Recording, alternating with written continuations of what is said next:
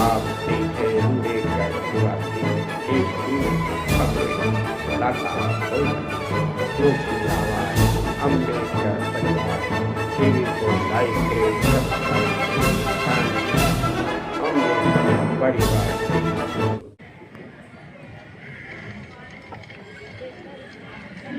भारतीय समाज निर्माण संघ के राष्ट्रीय अध्यक्ष जी बहुत बातें उन्होंने मेरे बारे में बता दी। मैं कृतज्ञ हूँ उनका और मुझे बड़ा विश्वास उनका प्राप्त हुआ है। और सच्ची बात तो यह है कि मैं उनकी दूरदर्शिता और उनकी निष्ठा और उनकी ईमानदारी से मैं प्रभावित होकर के हमेशा कोई भी कार्यक्रम होता है मेरी खुद इच्छा होती है कि मैं अटेंड करूँ, मुझे सीखने को मिलता है। मंच पर आसीन महानुभाव, सभा में उपस्थित बहनों, बच्चों, माननीय सभी साथियों, मुझे आज खुशी इस बात की हो रही थी कि आज बधाई मैं दे रहा हूँ गणतंत्र दिवस को।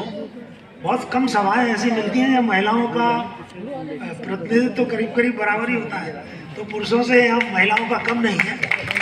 इसलिए समाज को किसी को भी जागरूकता को करना है, परिवर्तन करना है, तो महिलाओं का सर्वोच्च प्राथमिकता होनी ही चाहिए। हमारे समाज में सबसे ज़्यादा उत्पीड़न जो हुआ है वो महिलाओं का हुआ है। आप आम औरतों को तो छोड़ दीजिए, रानी झांसी का नाम सुना होगा आपने।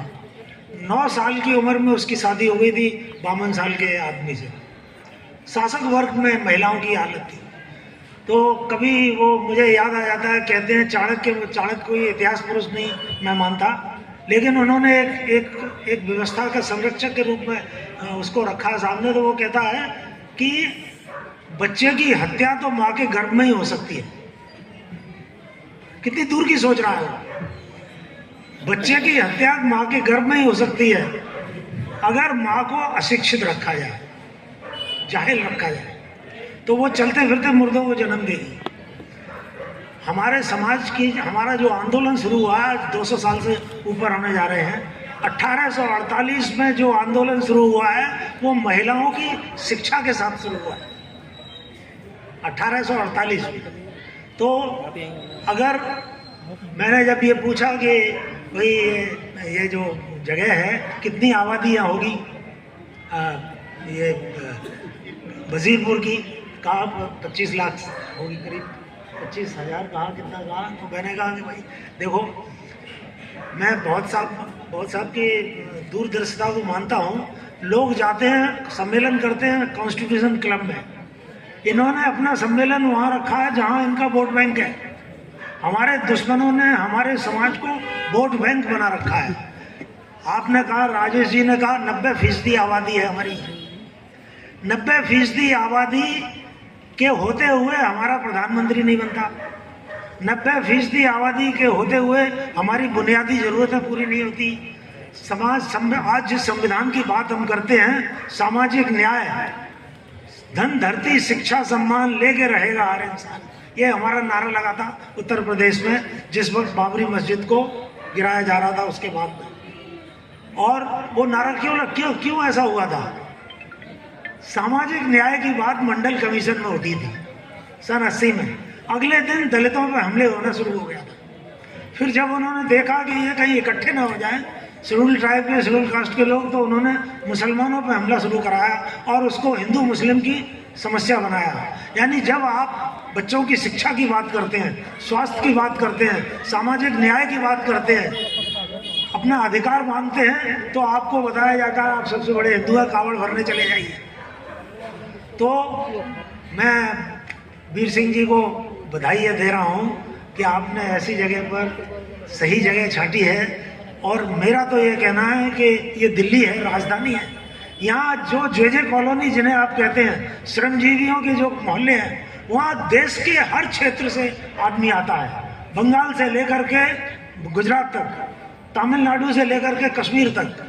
अगर इनमें आपका नेटवर्क बन जाता है तो सत्ता दिल्ली की ही नहीं, देश की सत्ता आपके हाथ में रहेगी। हम वो कहते हैं तेरा साईं तुझी में जाग सके तो जाग।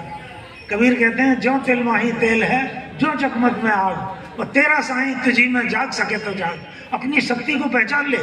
भगवान बुद्ध ने भी कहा है कि बुद्ध तेरे अंदर है, लेकिन शिक्षा की कमी की वजह से, अशिक्षा के कारण, इसके अभाव के कारण आपका सबसे बड़ा काम क्या किया? शिक्षा को बंद कर दिया।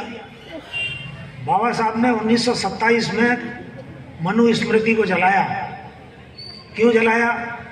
दो ही विचारधारा है इस देश में, या तो मनुवादी जो पूंजीवाद से मिली हुई है, जिसमें बाबा साहब कहते थे कि श्रमजीवी जनता के दो ही दुश्मन हैं, एक पूंजीवाद, एक जातिवाद, ब्राह्मणवाद। दो सबसे बड़े दुश्मन दो हैं। तो सत्ता में आने के लिए इन शत्रुओं से लड़ना ही पड़ेगा आपको। तो ये बहुत बड़ा सा अच्छा काम आप कर रहे हैं। मेरी शुभकामनाएं आपके साथ हैं। मैं तो ये चाहता हूँ कि ये जो भी दिल्ली में जो ये श्रमजीवी कॉलोनियाँ हैं, उनको दिल्ली को 5 हिस्सों में बांट करके आप हर हिस्से में, मुझे 31 किलोमीटर चल के यहाँ आना पड़ा है, फिर वहीं की वहीं मैं ज्वाइन कर लूँगा आपको, और बार बार आपका ग्रुप भी तैयार होगा। तो वो लोग जो कि आपको समझाते हैं, जो कि हमारे समाज को दिग्भ्रमित करते हैं, उनसे हम 90% हैं, तो हमको साबित करना चाहिए। और ये इसका एक ही तरीका है कि हम जागरूक हों, जागृति हो। आपने देखा 1927 में बाबा साहब कोरेगांव गए, जहाँ से आपकी मैं दूरदृष्टि की तारीफ करता हूँ। आपने अपना ये जो कार्यक्रम है वहीं से 1 जनवरी से शुरू किया। क्या खास बात थी उसमें? कोरेगांव में बाबा साहब 1927 में गए 1 जनवरी को। आज वो सबसे बड़ा तीर्थ स्थल हो गया है, लेकिन उसको हम जब सेलिब्रेट करते हैं, लोगों को ये नहीं बताते। 2018 में 200 साल पूरे हो रहे थे, और 31 दिसंबर को यानी एक दिन पहले उसी पूना में एक सभा बुलाई गई, एल्गार परिषद ने बुलाई थी। उसमें हाई कोर्ट के जज भी थे, सुप्रीम कोर्ट के जज भी थे, उसमें बड़े बड़े अधिकारी थे। उसमें किसी एक जाति विशेष के लोग नहीं थे। उसमें वो सुप्रीम कोर्ट के वकील भी थे, वो महिला थी, क्या नाम था, सुधा भारद्वाज, सब तरह के। उनके ऊपर करीब 35,000 की वो सभा थी, एक दिन पहले बुलाई। जो जातिवादी शक्तियां हैं उन्होंने उसको अपने ऊपर चैलेंज माना, और उन्होंने अगले दिन इतना बड़ा दंगा कराया था कि हमारे कई लोग उसमें मारे गए थे, उसमें दंगे में, और आतंकित करने की कोशिश की थी। तो अब अगर आप जगते हैं तो खाली आपके अपने लोगों पर अटैक नहीं होते, उनके लोग भी और आ जाते हैं, तो उन पर भी ये आरोप लगाते हैं, ये माओवादी है, ये नक्सलवादी है, ये खालिस्तानी है, ये पाकिस्तानी है। तो 90% आप जरूर हैं। जिस जागरूकता की आप वीर सिंह जी बात कर रहे हैं, उस जागरूकता को पैदा करने के लिए हमें अपने इतिहास को समझना पड़ेगा, अपने आंदोलन को समझना पड़ेगा। राजेश जी ने जैसे कहा कि इस देश में दो विचारधारा एक नहीं है। जैसा कि ये बताते हैं, भारतीय संस्कृति जातिवादी संस्कृति है, ब्राह्मणवादी संस्कृति है। बाबा साहब ने जिस संस्कृति को बताया, जो मनुस्मृति को जलाने के बाद जो नया संविधान दिया, और जो अंत में लाखों आदमियों के साथ धर्म परिवर्तन किया, वो ये बताने के लिए किया कि इस देश की जो संस्कृति है वो खाली वेदांती और वैदिक संस्कृति नहीं है, वो श्रमण संस्कृति है। उस श्रमण का नाम भी लोग भूल गए। 90 लाख किताबें नालंदा के विश्वविद्यालय में थी, 90 लाख किताबें, 10 मंजिल की उसकी लाइब्रेरी थी। आज से करीब 1400 साल पहले हुएनसांग चीनी यात्री पढ़ने के लिए यहाँ आए थे, बहुत सारे लोग आए। उन्होंने कहा कि इसकी बिल्डिंग को जब मैंने लाइब्रेरी को देखा, लग रहा है जैसे कि आसमान को छू रही हो। तो आप वारिस हैं उस संस्कृति के जिसने सम्राट अशोक दिए, गौतम बुद्ध दिए, वर्धमान महावीर दिए। 90 अगर अकेले त्रिपिटक में 36 लाख श्लोक है। आपके महाभारत में पता है कितने श्लोक हैं? ज़्यादा सबसे बड़ी किताब मानी जाती है वेदांतियों की, श्लोक 96,000 श्लोक है। जैन धर्म में उससे ज़्यादा दार्शनिक हुए हैं। तो नालंदा, तक्षशिला, विक्रमशिला, अनंतपुरी ऐसी 17 यूनिवर्सिटी थी। आपके जो कला के क्षेत्र में, किसी भी क्षेत्र में आज दुनिया सम्मान से हमारे इस देश को देखती है। तो इसलिए देखती है कि हमारी संस्कृति को, भारत की संस्कृति को दुनिया में पहुंचाया, लेकिन हम अपने यहाँ नहीं बचा पाए। जिस समय बाबा साहब ने अपना आंदोलन शुरू किया है उससे करीब 50 साल पहले लोगों को ये भी पता नहीं था कि गौतम बुद्ध कौन है। लोग इन्होंने प्रचार करा रखा था कि विष्णु के अवतार है। 1837 की बात है, 1837 में प्रिंसेप ने वो जगह पढ़ी, तब पता चला कि भगवान बुद्ध इतिहास पुरुष है। तो आपकी संस्कृति को खत्म किया गया, श्रमण संस्कृति का नाम मिटा दिया गया। अगर फिर इसके बाद अगर हम 90% होकर के भटक गए हैं, इसमें हमारा दोष नहीं है, लेकिन जरूरत इस बात की है कि जो पढ़ा लिखा वर्ग है हमारा इन तथ्यों को जाने, इन जिम्मेदारियों को समझे और उन मलिन बस्तियों में, उन जे कॉलोनीज में जहां इन लोगों ने हमारे लोगों को वोट बैंक बना रखा है, उनको जागृत करें। तो मैं ये बता रहा हूँ कि ये जो गुजरात में दंगे करा करके यहाँ पर हम स्थित ये हिंदू मुसलमान के नाम पर मंदिर मस्जिद की राजनीति कर रहे हैं, ये हिंद महासागर में कूद पड़ेंगे, छोड़ के भाग जाएंगे। खाली लोग कहते हैं आरएसएस की कैडर 1.5 लाख की है। 100 साल हो गए हमको, हम कहते हैं 1.5 लाख की कैडर है। आपको किसने रोका था? आपके पास तो 90% आदमी है। इनके 1.5 करोड़ की अगर कैडर है तो आपकी कैडर तो कई होना ज़्यादा होना चाहिए। और मैं आपको बता रहा हूँ कि अगर आप 1.5 लाख की भी कैडर तैयार कर ले, 1.5 करोड़ की नहीं, ये मैदान छोड़ के भाग जाएंगे। आपकी भीड़ देख करके इनको डर लगता है, मगर उसके लिए वो जरूरत है उस काम की जो वीर सिंह साहब कर रहे हैं। कैडर बनाने की जो काशी मान्यवर काशीराम ने किया था, अपने इतिहास को समझने की, अपनी परंपराओं को समझने की। हमने अंगूठा काटने वाले गुरुकुल नहीं दिए हैं, हमने नालंदा जैसे विश्वविद्यालय दिए। तो अगर हम अपनी परंपराओं को, अपने इतिहास को, दुनिया मानती है हमारी शक्ति को। आज हमारे मोदी जी जाते हैं अमेरिका तो बताते हैं मैं बुद्ध के देश में आया हूँ, वो ये नहीं कहते मैं राम और कृष्ण के देश में आया हूँ। कोई नहीं जानता वहाँ दुनिया में जो छाया हुआ है आज भी भारत की संस्कृति, भारत का नाम। अगर हम खुद जाग जाएं, जो कहा है तेरा साईं तुझी में, जाग सके तो जाग। और एक बात और भी कही है, कबीर ने ही कही है वो कि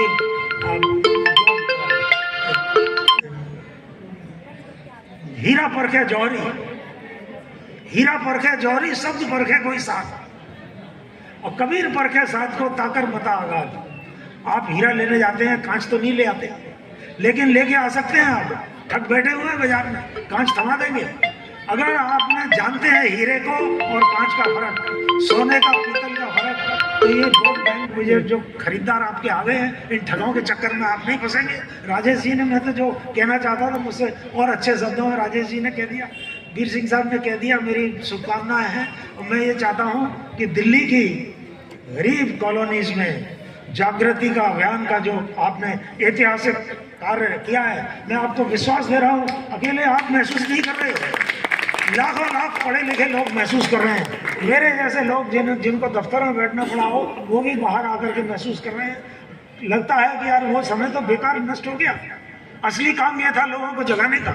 और जब जग जाएंगे तो कोई ठग, कोई बेईमान, ये जो औरतों को जलाते रहते थे, ये जो बच्चों को हत्या करते थे, आज जिन्होंने स्कूलों के व्यापारियों को बेच दिया है, आज स्वास्थ्य सेवाओं को इन्होंने व्यापार का साधन बना दिया है। और फिर जब ये कहते हैं कि चीन हमसे थर-थर कांप रहा है, आपने कभी सुना है जाकर? पता है चीन की इकोनॉमी अमेरिका को पीछे छोड़ दिया है। वहाँ कितनी ऊंचाई है, ना आप कहेंगे वो तो हमारे दुश्मन की तारीफ कर रहे हैं। अरे उसी दुश्मन ने तुम्हारे भारतीय इतिहास को बचा दिया है। अगर हुएनसांग फाइयान यहाँ ना आते तो पता ही नहीं लगता। आपने तो विष्णु का अवतार बना दिया। सबसे बड़े दुश्मन तो इस देश के आप हैं, जिन्होंने इस देश के इतिहास को नष्ट किया। मैं सब आपको बधाई देता हूँ, बहुत समय आपका नहीं लूँगा, काफ़ी समय हो गया। और मैं वीर सिंह साहब को विशेष रूप से शुभकामनाएं देता हूँ और मैं ये विश्वास दिलाता हूँ कि नेक कामों में आपके साथ रहूँगा। बहुत बहुत धन्यवाद। बहुत बहुत धन्यवाद। साथियों,